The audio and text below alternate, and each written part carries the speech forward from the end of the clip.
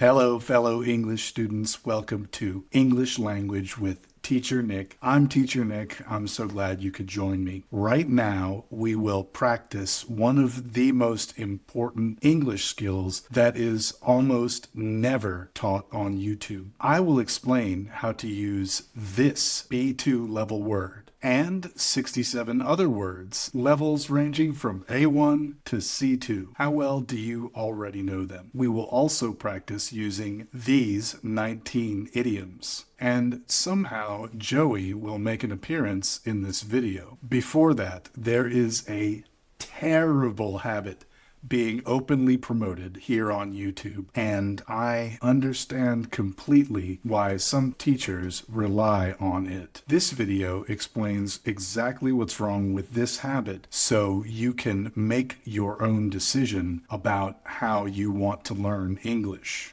You only have so much time in a busy life filled with competition for your attention. Only you can decide what your English goals are. I aim to show you some options. Like the video and hit subscribe. Before we get started, I did create a PDF study guide for this video that you can download from my Substack. Click the link below, follow along on the study guide. Sometimes what seems quick at the start takes more time in the middle. Make a bad decision about a priority, and that can set up a situation where we have to unlearn a bad habit. Sometimes you don't want to take a little bit more effort in the start, and you will still see some progress until you find where you were doing it wrong all along. We then are able to understand how little we understand. This type of hesitant progress we might call off and on progress.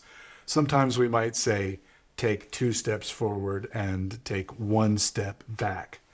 It's important to understand that proper education of the mind is never a straight line, always going up and never diverging or slowing down. Maybe you are like the diligent tortoise who plans his education process and understands that slow and steady win the race. He makes a plan and he follows it. Or maybe you and your mind are more like the adventurous hare who flits from experience to experience, who enjoys English content of different types and will let what entertains them drive them to all kinds of interesting things they might want to see. Or maybe like me, your mind can work either like the tortoise or the hare. It is important that we can use either of these mechanisms to drive our love of English or to learn anything, only once we realize something that is important for anyone who is really trying to bend their mind to a whole new language and culture. The terrible technique I have seen promoted here on YouTube is certainly nothing new and was not invented here on YouTube. I saw it first living as an expatriate in Asia. There were a lot of 1-year English teachers who wanted to spend some time living abroad before they got onto their real life. They were making the same mistake as teachers looking for views here on YouTube. And listen, there are a couple of great things about learning English on YouTube and teaching English on YouTube, and I will discuss those in a future video. This video is about one of the biggest problems with learning English on YouTube, and it is, predictably enough, because of the need to chase views.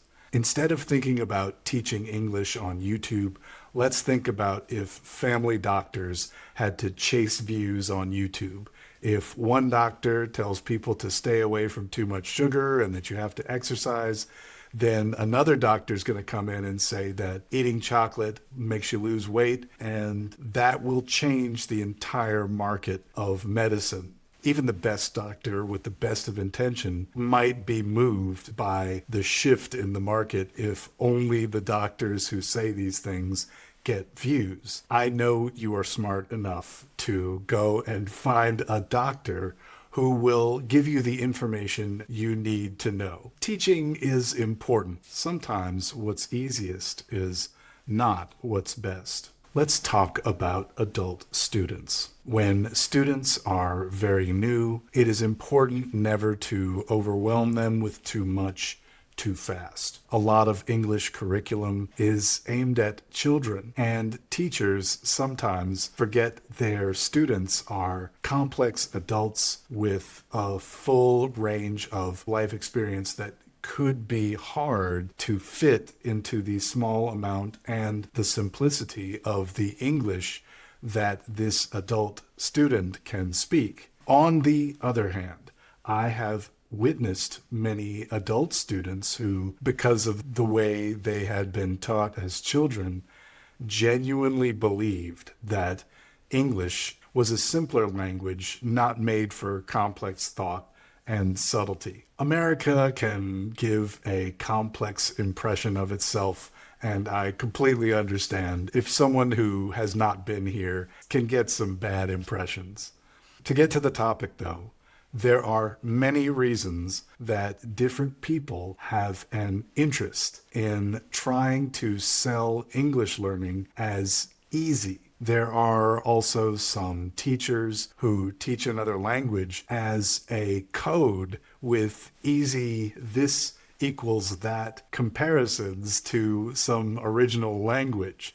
Fortunately, the truth is much more complex than that. Never will you hear me say something like, better English speakers don't say good, they say excellent, or don't say very, say extremely. The truth is that while some words could be used similarly in similar circumstances, there are always differences between these words, and that better English users are going to hear when a new English speaker tries to fake it, or when someone doesn't understand the words they are trying to use. It is always better to authentically be curious than it is to try to fake some sort of understanding that you haven't come to yet. It's okay to be a student.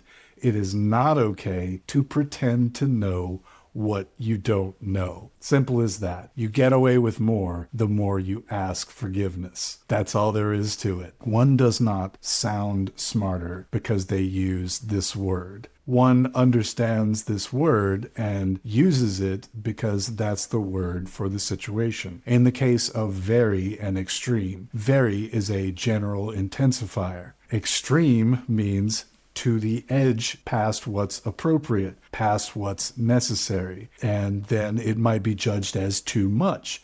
Using extremely instead of very does not make you smarter. We might get a book called a Thesaurus. A Thesaurus helps us to understand which words are similar to other words. So in a thesaurus, you might look up very, and under very, extremely is one of the synonyms for very. When we start to go ahead in our thesaurus and look for new words, we might get into trouble. Hey, there's my recommendation. Here. And I think you'll be very, very happy. I don't, understand. Some of the words a little too sophisticated for you. It doesn't make any sense. Well, of course it does. It's smart. I used a thesaurus. On every word? Yep. Right. What was this sentence originally? Oh, they are warm, nice people with big hearts. And that became, they're humid, prepossessing Homo sapiens with full-sized aortic pumps. Yeah. And hey, I really mean it, dude. Right, Joey, I don't think we can use this. Why not? Well, because you signed it Baby Kangaroo Tribbiani.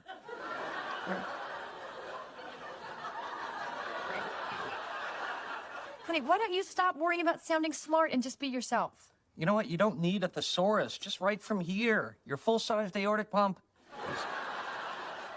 Now, I'm not going to explain all of the jokes to you in this, but the very end one is pretty funny. Maybe you know this show. It's called Friends. and that's Joey.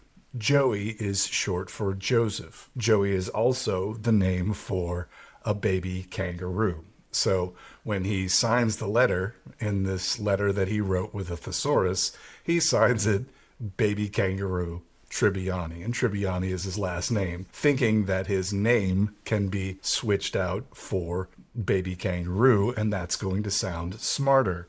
Of course, it doesn't sound smarter. It sounds the opposite. When we use a word that is stronger than we meant to use or has a different meaning than what we usually use it for, there is an artistic choice. Speaking English is an art. It is a creative exercise. And because of that, you are the artist, and you are allowed to stretch the meaning of words to make a point, to use words in the way that you want to use them to say the things that you want to say. But like any other artist, people are going to have to interpret what you say. People are going to have to interpret what you put out there. And the harder it is for them to understand it, the more they're going to judge you according to that.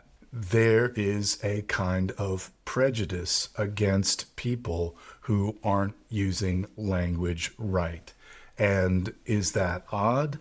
I don't think that's odd. I think that's the way we are set up. In some ways, language is for people to communicate, but in very real ways, language is set up for us to make barriers between us. We are able to hear someone's accent and we can say, oh, they are not from our part of town. They are not educated like I am. They don't have the same kind of money that I do. You know, you can hear all of these things in the way people talk. Used to be that people who were smart with words were considered to be smart, and people who were not smart with words were considered to be dumb. The word dumb means I can't talk. And then later on, dumb starts to mean not intelligent. There are many different kinds of intelligence. And yes, of course, being able to summon big words and use them, well, that's a kind of intelligence. But there's a plain spoken kind of intelligence too, isn't there? You will see that many people who don't know 6 different ways to say very can still get what they want in this life. And I don't want to scare you from trying to express yourself with whatever words you want. What I am going to do is give you the tools to decide which word is best for any circumstance, and hopefully you will have the confidence that comes with understanding the little differences in some of the words. So because of that, I let Google pick 67 different synonyms for the word happy. Because the more we want to say something, or the more situations where we might want to use a word, the more words there are that start to mean that same thing. This is nuance. Nuance is a very important word, and it means small differences or subtle differences. Subtle means that maybe you don't see it immediately. It doesn't stand out when you're looking. Nuance is a very well used word. It comes from French, and you can tell that by this ANCE part at the end. When I use the word nuance, I say it like an American says an English word, but a lot of people might feel a little self-conscious when they use a word like this. Nuance is a word that is used by smart people who can see the difference. If you can't see the difference between things, that's okay. Doesn't mean you're not smart. It just means that your sensitivity isn't attuned. It just means that you probably see more in other things. If I take a farmer and I bring that farmer to a boardroom and the board members are talking about finance, the farmer is going to look stupid. But if we take the CEO and we bring him over to the farm, the CEO is not going to know what to do with all the animals or what to do with the seed in the field. There are different places for different people. And please Don't ever think that because you know the word extremely doesn't mean the word very, that you are better than someone else. That is exactly the kind of thing we're trying to get away from. And that is the kind of thing that I am trying to help you avoid by understanding word choice and by understanding nuance. At any rate, when you hear someone say a word that they don't quite feel comfortable saying, you can hear it in their voice. And this is one of those words. If someone doesn't feel comfortable, they might affect more of a French accent. Nuance. They might make a joke of saying the word because they feel out of place saying it. Oh, this word is too smart for me to use. There is no word that is too smart for you to use. Go try to use it. You're going to use it wrong at first. It's okay to use it wrong. I'm your teacher. I give you permission to be wrong about words. It is in using them that we learn their boundaries. It is in using them that we learn how far we can push them. So don't be scared of using them because I'm telling you that Joey looks silly. We all love Joey. And when we watch Joey do that, we feel very similar to Joey. Joey is not someone that we're making fun of. When we laugh at Joey, we are laughing at ourselves. I think we all have wanted to try to sound smarter than we were, and that's okay. I think that's a very human thing. It's also a very human thing to hear that. And how you want to judge someone else, I will leave it to you to decide that. For me, I recognize that we are all better at some things and worse at other things. And if I'm truly talking to someone that I am better at in every way, well, then I want to help that person get better in any way that I can. Let's try to use words to do that. Nuanced can be an adjective, and it can be a past tense verb. Nuance as a verb means to highlight the differences or call out the small differences or to add small, subtle differences. I like it as a noun or as an adjective. I used Google and ChatGPT to compile this list of synonyms and idioms for us to discuss today. You are going to see that ChatGPT, while it is fantastic at some parts of just spitting out an immediate answer to give me all the synonyms for happy, what it's bad at is writing sentences for these words. I asked ChatGPT to write sentences for all these words so that I could compile them into the study guide. And you will see that for most of them, because they are synonyms of happy, the sentence will be, he was happy. Well, that doesn't narrow it down. That's not a helpful sentence. So when I explain these words, I will explain the difference between happy and these words. I will supply you with other sentences when I think that the sentence that ChatGPT has given is too general and doesn't give any context. If you haven't downloaded your study guide and you still want to, I am about to get into all of these words right now. We're going to start with the lower level words and work our way up into the higher level words. The first word is helpful. Helpful is an adjective, and as you may be able to hear, it says full of help. The suffix full will often be added to a noun or a verb to become an adjective describing someone or something that is full of that noun or verb. So thankful people are full of thanks. Helpful people are full of help. It's funny, but ChatGPT wrote a sentence for this word, and it was, the teacher was helpful. Well, you can also make the sentence, the teacher was evil, or the teacher was 15, or the teacher was not alive. That doesn't mean that you understand what this word means, so I wrote the sentence, Edward was so helpful that he brought the trash out, took the dog for a walk, and cooked dinner. The way that helpful can be used for happy is in the case of, say, happy accident. When something happens to us that we didn't plan, but it is a good thing, we call it a happy accident. Happy, in this case, means helpful. There are some circumstances where the word right, which means correct or true, also means happy. The sentence that ChatGPT is given, the answer is right. Could you say the answer is happy? Not really, no. The reason why happy can sometimes mean the same as the word right is in the very meaning of happy. What other word sounds like happy? Happens. Happens and happy are related. We are happy when good things are around us. When good things happen to us, we get happy.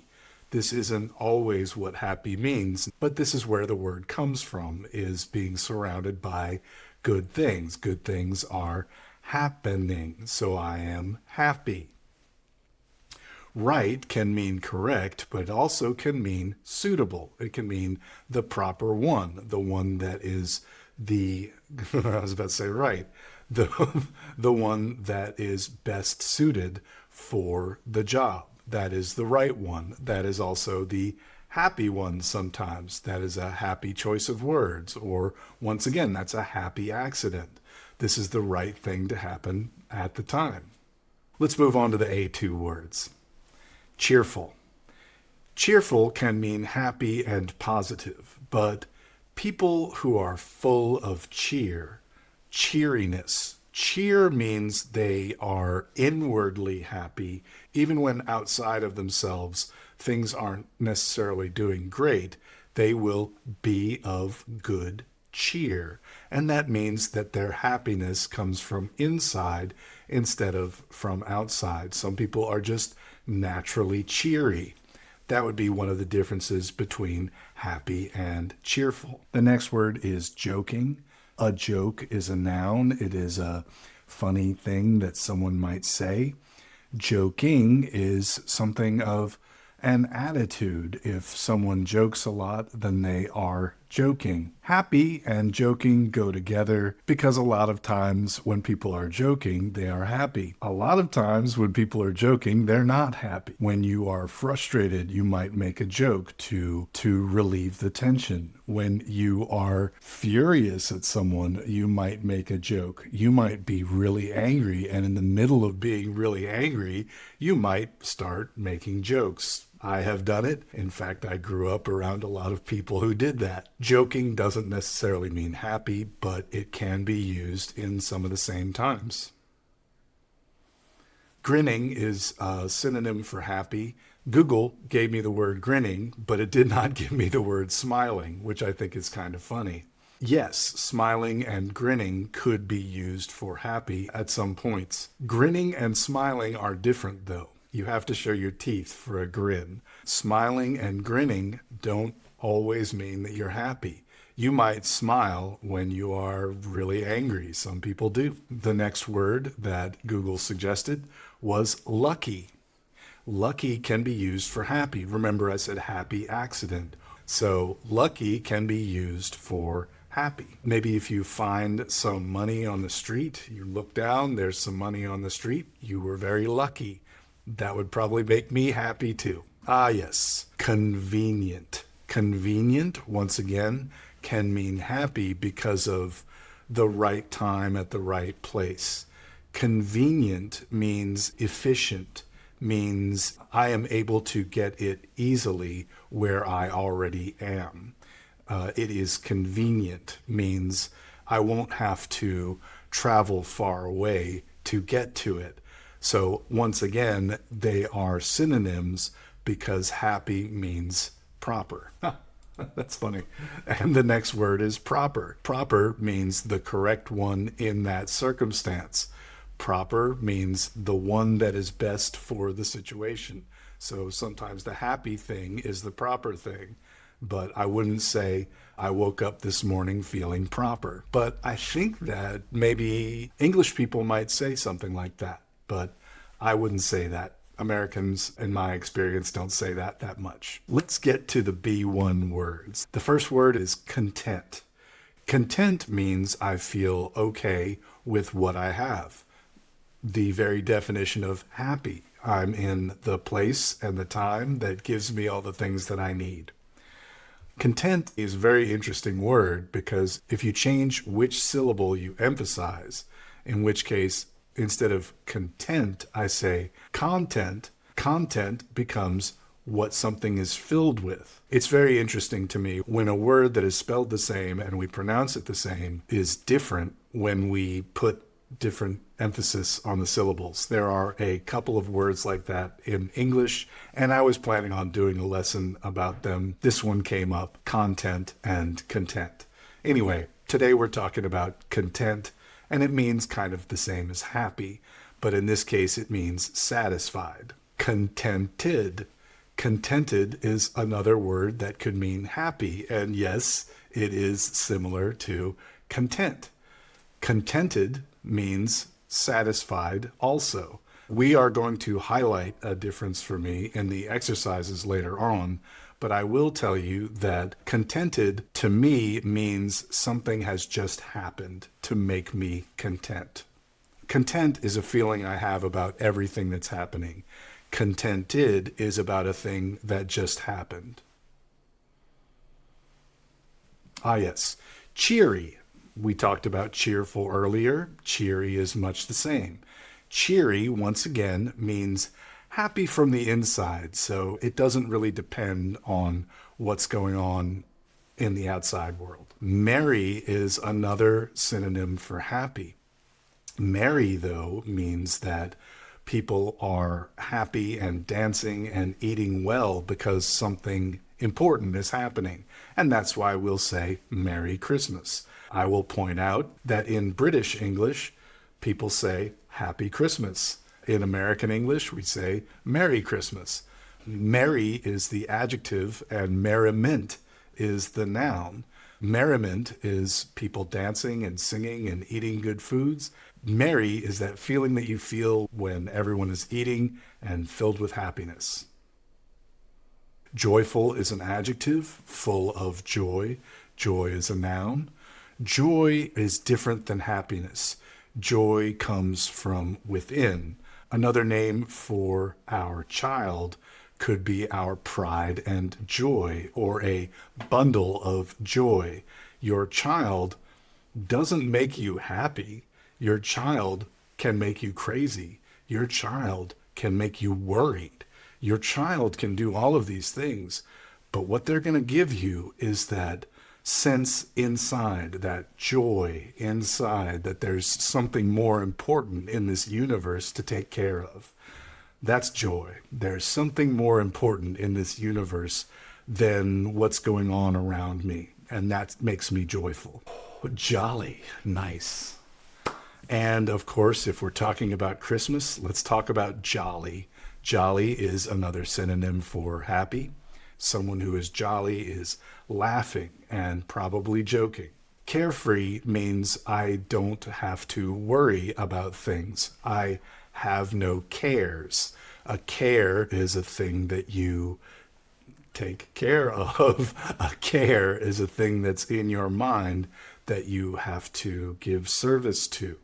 So carefree means you don't have anything in your mind that is telling you go and help this person or bring that thing to that place. I don't have a care in the world. I am carefree. I don't have to worry about things. Delighted means something has happened to you that has made you grin. You are delighted. So a teacher will be delighted when they see excellent progress from their student. At least I'm always delighted. It just immediately makes me happy when I recognize that someone is listening to the advice that I give. Satisfied, we already talked about it a little bit with content. Content and satisfied are some of the same idea. If I am hungry for ice cream, I really want ice cream, then I go get some ice cream and I am satisfied. Sunny. Sunny is a wonderful word for cheerful. A person makes other people happy. then they are sunny. When you talk to that person and they're always smiling and they have a genuinely positive feeling and they can't be negative, and you talk to them and maybe you're a little grousing and they say, oh yeah, well, buck up, you'll feel better tomorrow. And you really do. That is a person who is sunny. Sunny people. Sunny is an adjective. And of course, it is similar to happy. The next is blessed or blessed. And it's funny. Why would I say blessed and why would I say blessed? That is a tough question. Blessed.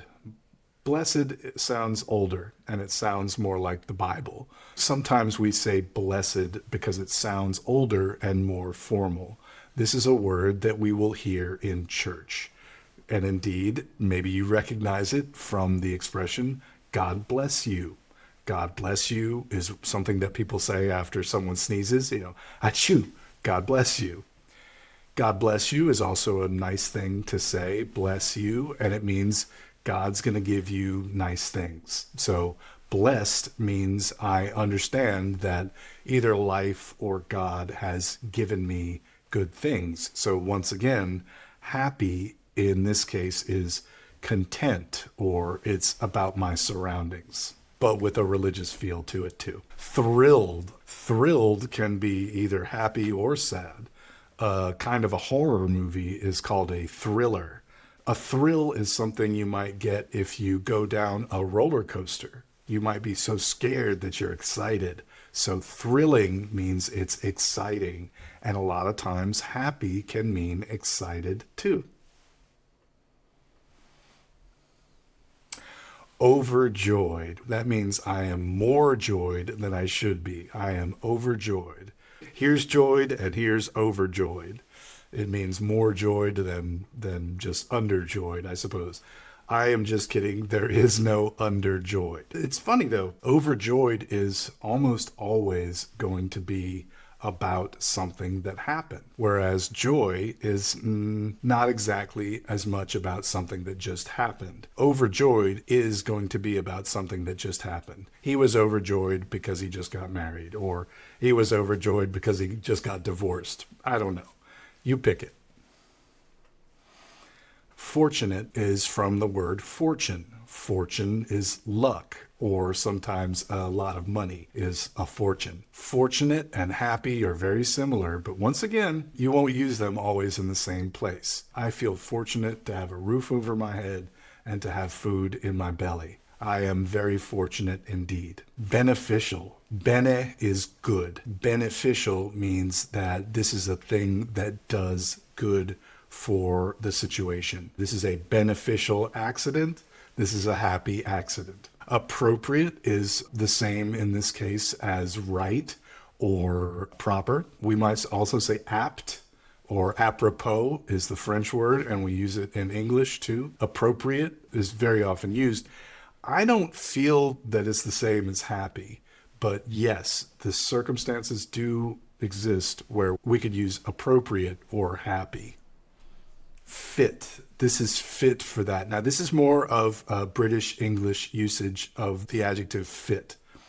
For them, fit means the one that is proper. And indeed, we use it like that too. Like, this jacket fits me means it's the right size, but it's the proper size. So this is an interesting word to dive in deep to. But for what we're doing today, I will just explain that fit means proper in this case too. Fit and proper and appropriate. Let's get started with the B2 words. And the first B2 word I have in front of me is jovial. Jovial means cheerful. It means joking. It means generally good-natured. Jove is another name for the Greek god Zeus, and it's odd because Zeus himself is not jovial, but it was said that people born under his star sign were happy. Gleeful is a great word, and it means someone is in a special kind of mood. Someone is excited and maybe laughing a lot, and sometimes they are a little bit more mischievous. Maybe they want to play some pranks. You can think of children running around with glee, laughing and shouting. very happily and not thinking too hard about what they're doing. So that's glee. And gleeful then is the adjective. Untroubled, happy and untroubled. Well, that's interesting, isn't it? Instead of saying filled with blessings, we're saying we don't have any curses. Untroubled, not troubled, not having troubles is happy indeed.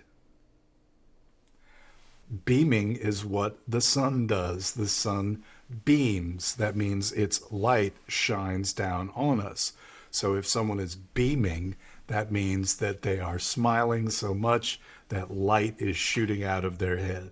A lot of synonyms for happy will have this same meaning. We're not done with the words that mean light just yet.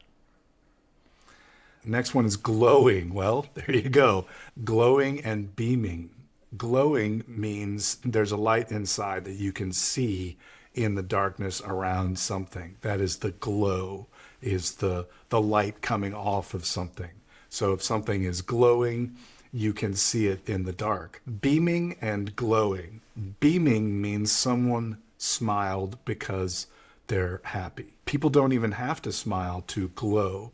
We might say that a woman who is with child glows. There's a feeling about them where there's a happiness and an expectation, and that is glowing.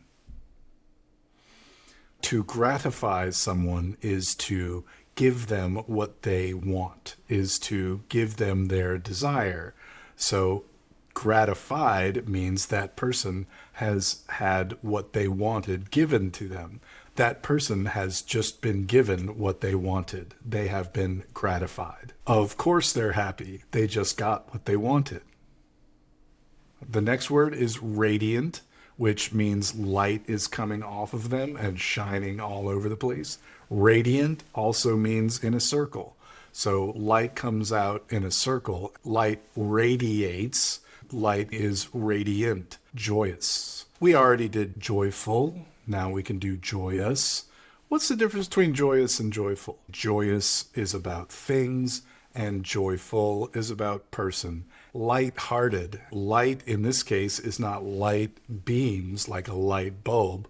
This is light as in not heavy. If my heart is heavy, I am sad and I am weighed down by things that are pressing on me. Things that are pressing on me, my job, my bills, all the things that are pressing on you. If you don't let things press on you like that, then you are lighthearted. Elated means you are filled with joy, ready to explode, and tell everyone how great everything is. Next one on the list is ecstatic. Ecstasy is a word that is used for when someone completes the sexual act or when someone is deep in religious fervor. So ecstasy is a very strong word, and it means a time of joy so potent and powerful that you cannot speak and you cannot think. There is too much cosmic joy running through your mind that you cannot do anything else. If you are ecstatic, then you are so overcome with a wild happiness. Ecstatic is very happy indeed. And if we say ecstatic, that means very, very, very, very, very, very happy. Almost always it does not mean that some type of ecstasy was involved. The next word is chuffed. Chuffed is a British English word that originally meant filled with fat, swollen. And this is from a time when being fat was a good thing, when most people were too hungry to be fat. In this case, fat means satisfied. It means you have enough to feed yourself and more. So you are happy for that reason. Chuffed is British English, and I would never use it myself, but feel free to give it a try if you want. I will say that a lot of Americans might not understand this expression. I understand it because I like a lot of English movies and English plays, but some people might not get it. The next word is gay, and you probably already know another meaning for this is homosexual. Originally, the word meant happy, and it meant lighthearted and happy and cheerful. These days, though, gay means homosexual more often. The reason why I bring it up is because there are other words where it is used. The gay 90s, the 1890s were very rich in a certain part of the world and was called the gay 90s. There are other places where gay means colorful or exciting or happy. But yes, the meaning has changed since the 70s to mean homosexual. Favorable. Favorable. Favor is my good feeling. So favorable means I'm going to get a good feeling from it. Favorable. Timely. Timely means it comes at the right time. Convenient or appropriate, or all of these words might be a similar way of thinking. So timely. Timely means it comes at the right time. So like a happy accident. Fitting. Fitting means appropriate. We already talked about fit. I don't know if English people say fitting for this or not. I know that they say fit for this, and that is appropriate. This is fit for that. In American English, I would probably say this is fitting. This is the thing that should be here. The next word is apt, which means close to the same thing. It's from the same word as appropriate. There's definitely one more word that is from the same word root coming up soon. On to the C1 words. Now we're getting into the high ground, and we can describe the differences between some of these words. Buoyant is a wonderful synonym for happy. That means it can float. So when someone is so happy that they can float, they are cheerful, they are optimistic, they are ready to go. They are buoyant. So elated and buoyant. The next synonym for happy we'll talk about is blithe. Blithe is not used very often, and it means kind of indifferent. It means you are in a place where you don't care about things like that. Blithe can mean happy, but that's a person who's happy because they don't know what's bad around them. They're not worried about the bad things around them. Exuberant. Exuberant means filled with energy and filled with that kind of cheer. It means other people will start to feel that same energy and excitement just from being near them because that person is so exuberant. Exhilarated. They put exhilarated in C1. I think it's used way more often than that. Exhilarated means something exciting has happened and I am on a rush. I am excited because something interesting has just happened and it has given me a new way to feel about something. I am exhilarated because I learned a whole bunch of English and I'm ready to go out there and try it. That's exhilarated. Euphoric means experiencing joy so much that you are a little drunk.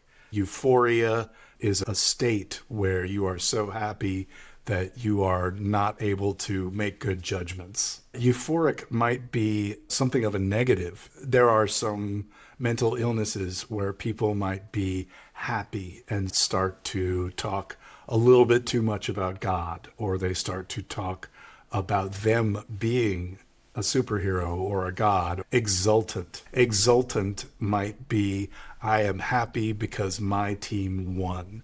You exalt. You say, oh, these people are so great because they won. That is exalting something. Exultant means that I have been lifted up because we won something. Okay, Rapt and Rapturous and Enraptured. Wow, we've got 3 in a row. Rapt and rapture is when you are so caught up in happiness, but it's not happiness, it's beyond that. Rapt means you are unable to speak, you are unable to think, you are caught in observing something that makes you excited and happy and everything, that you cannot really function, that you are caught in a spell. You are unable to do anything else because you're paying attention so closely to the thing that has caught your eye.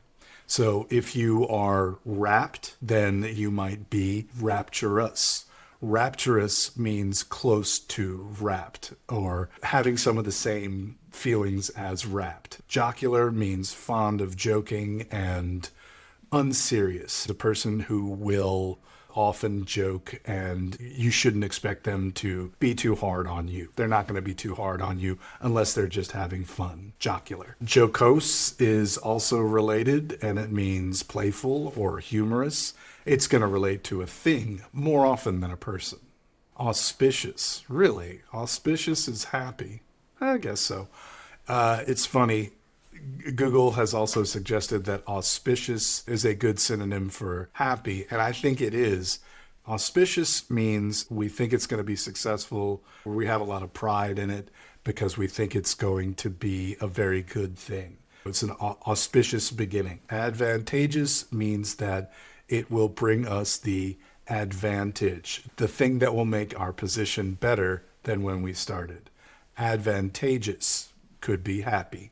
A happy accident, an advantageous accident. Opportune is close to the same thing. Opportune, close to opportunity. Opportune means it happens at the right time in the right place. It's the best opportunity. Seemly means socially appropriate. That was a happy choice. That was a seemly choice. Seemly means it makes the most sense given the social nature of it. So unseemly means it is not a good thing to do in public, or it's not a wise thing to do around other people. Seemly and unseemly. Befitting is like seemly or appropriate. Once again, fit is in the word. So befitting, like we would say, you should pay him with money befitting his job that is appropriate for his job. In the same way as appropriate or other words like that, close to happy. The next one is gassed, and I don't use gassed. I think it's more British English, but I've definitely heard people say it. Gassed means they're filled with gas. They're ready to go. They're ready to pop. Now, sent is not a word I have ever used for this, but you can understand how it means something that they heard or saw sent them, got them so that they weren't able to control themselves. They were emotionally overwhelmed. The first C2 word, it's beatific. Beatific is an interesting word for happy, but I suppose that yes, it is a word for happy. Beatific would be a way that someone would describe a smile. She had a beatific smile. In fact, that's what the sentence that ChatGPT gave us was. Beatific, the church has sainted you. You have been beatified. Beautiful is from the same root. Beatific means that it is sacred in some way. A beatific smile might be a smile that is filled with the warmth of holy love. The next word is blithesome, which is another adjective that is related to blithe. Blithesome means lighthearted and happy. Another word that Google suggests as a good synonym is blissful. To give you an idea, when people are married, it's called bliss, wedded bliss. That means the happiness that comes from being with someone else. Blissful would then be a state of having happy things happen to you. It means a lot of happy things are happening to you. The word jocund could also be jocund. Jocund means lighthearted. When we say these words that are close to joke, pay attention because they don't mean joke. Jocund just means cheerful and happy, but really it's not a word that's used very often. Propitious is another word that means appropriate, good in the right circumstance.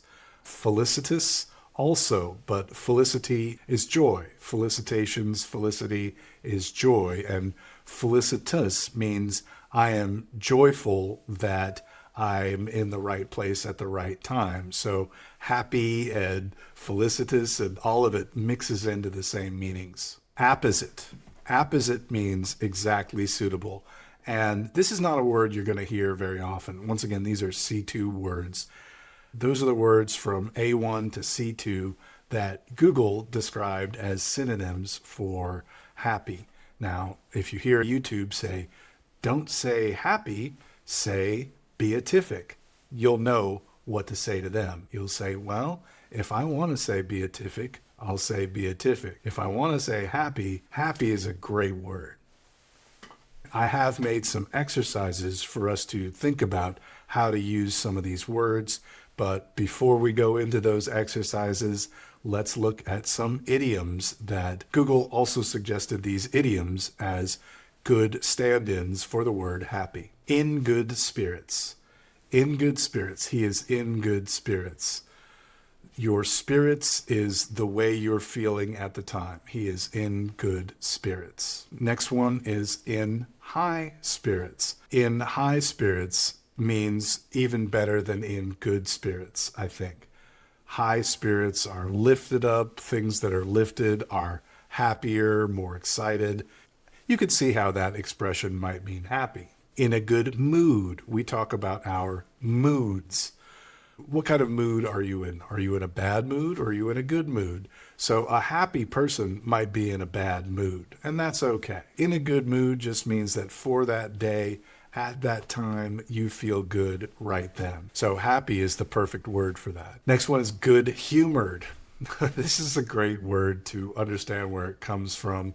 I'm not going to get too far into it, but the word humor used to mean the liquids that people who call themselves doctors a long time ago used to think that the body was filled with, I think, 7 different humors.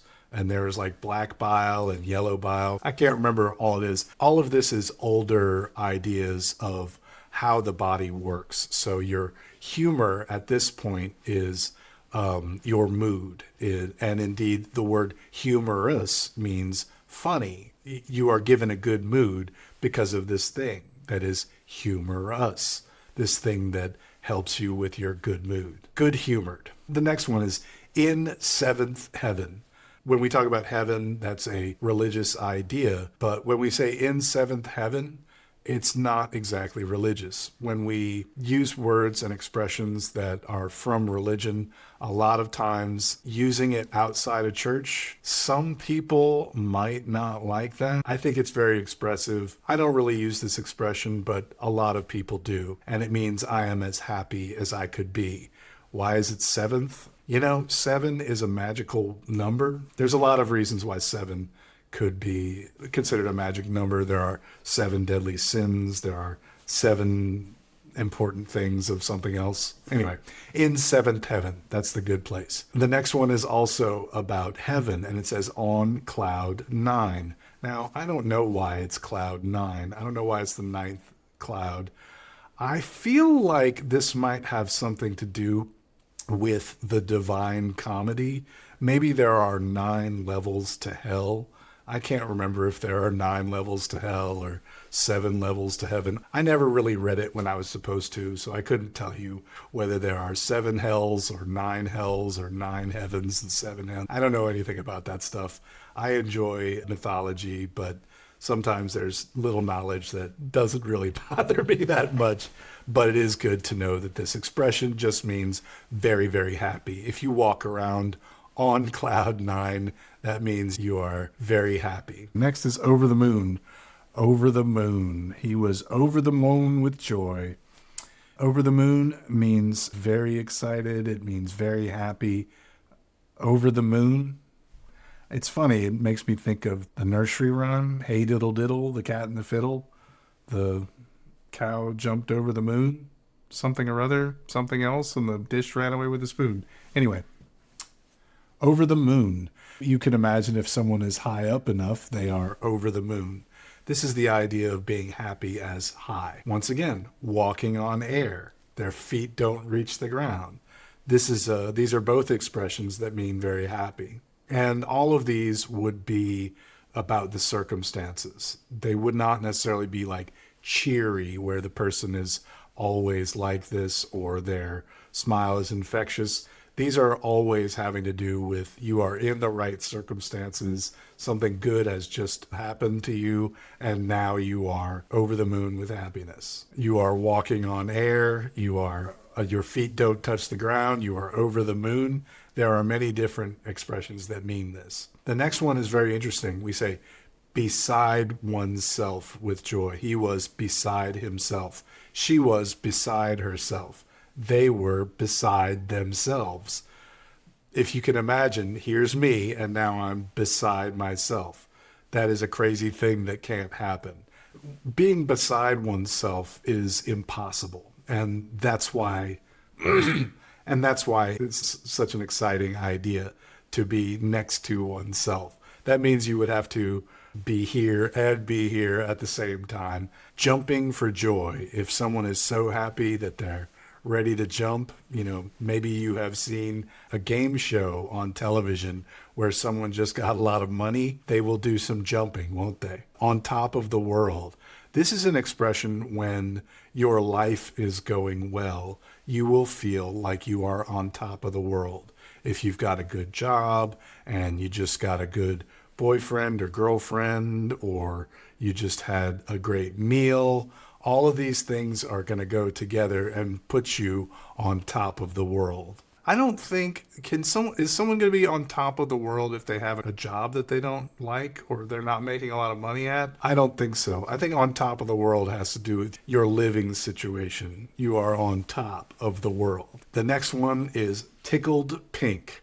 Tickled is what we do with a baby. And it's funny, when I spent time in Asia, they don't tickle children there. They don't tickle children. Tickling is kind of evil in some way. Tickling is when you make someone laugh by stimulating their skin. There's something very strangely aggressive about tickling that I didn't understand until I spent time in a culture where tickling is not really part of what they do. And it's interesting, but the idea of tickling is that we are uncomfortable touching or being touched, so someone touches us, which is really not very nice, and it has to do with consent. Interesting. But this is before that, and tickled pink means something has done something to me to make me laugh so much that I am becoming red. I am pink with laughter. The next one is tickled to death. We have an idiom of laughing to death or tickled to death, and the idea is you can laugh so hard that your spirit will fly out of your body. The next expression that I have heard is like a dog with two tails. Now, I bring this expression up for a couple of reasons. The reason why a dog has a tail is to show you how happy he is or how scared he is. Like a dog with two tails means like a dog that has two tails to show you how happy they are. There's two things I would like to say about this. Like a dog with two tails is an analogy. I feel like a dog with two tails. There's another one, as happy as a clam at high tide. There are a lot of expressions that mean that we are satisfied with where we are. Like a dog with two tails means I have two ways of showing you how happy I am. I don't know whether to bring this up or not, but I have heard some funny adult versions of like a dog with two tails. There's also another expression, I'm as happy as a pig in shit. Pigs are happy in manure. So it is funny to us that something would be happy in manure. Happy as a pig in shit is an expression that is very funny, and it's down to earth, and it means that we are friendly with each other if I use it. Now, the other expression, I don't want to say necessarily, but if you could think of like a dog with two tails, but it's not tails. If you could think of another thing that a dog would be very happy to have two of, to show how happy he was with both of these things. As happy as a dog with two tails, as happy as a clam, as happy as a pig in poo. You could think of all kinds of different things that might be happy in a certain place, and that's when the jokes happen. The next expression I grew up hearing all the time, as pleased as Punch. Punch is a character in a puppet show from around the 1700s. So he's very happy. He is pleased. You could be as pleased as Punch. It's funny because these puppets actually hit each other a lot. So I don't know if Punch is very happy. He's a puppet who fights with his wife. Next one is on a high. High can mean drunk. It can mean under the influence of drugs. And it can also mean physically high. So the expression on a high and happy being high can be all of the same things mixed together. So if we say on a high, maybe we mean that the person is drunk, is not able to make decisions or drive a car. On the same note, there's blissed out. This is a newer expression that means that someone is just so happy with everything that's going on around them that they're not thinking too clearly. Maybe because they have enjoyed something to drink, or maybe they have taken pills or smoked something to get to feel this way. Made up is a British English expression. I have never heard it used myself, or I haven't noticed that it was used. When I learn a new expression in British English, I will go watch a British movie and I will then start seeing that this expression has been coming at me all along and I've never really been paying attention to it. I expect that will happen with made up also. And the last expression we already talked about was as happy as a clam. And this comes from as happy as a clam at high tide. High tide is when the water comes in to where the clams bury themselves in the sand, so the water is in. So I guess the clam is happy because of that. I am now finished explaining all the words and idioms for this video. You can see how there might be different reasons to use different words in some of the same places. And that is the whole point of learning better English. Do not ever believe when a teacher tells you it is easy and all you have to do is learn these 300 words or learn that this means exactly that. I believe that you should do your best to learn from everyone that you come across. I think that as a student of English, it is my responsibility to pay attention to the way everyone talks and to enjoy it and to try to see the meaning that they're going for, as well as some other meanings that might be funny to me at the time. I think that you knowing these different ways to express yourself and different ways to say happy can now make a better choice as to how you want to present yourself to people who are always paying attention to the words you use. And that about wraps it up for what I have to say to you today. That was a long one, and I'm so happy you stuck with me through this whole thing. As always, like the video, subscribe, send it to a friend who loves words. I'll see you in the next one. Thank you so much for joining me here on English Language with Teacher Nick. I'm Teacher Nick. I'm so glad you could join me. I'll see you next time. Bye-bye.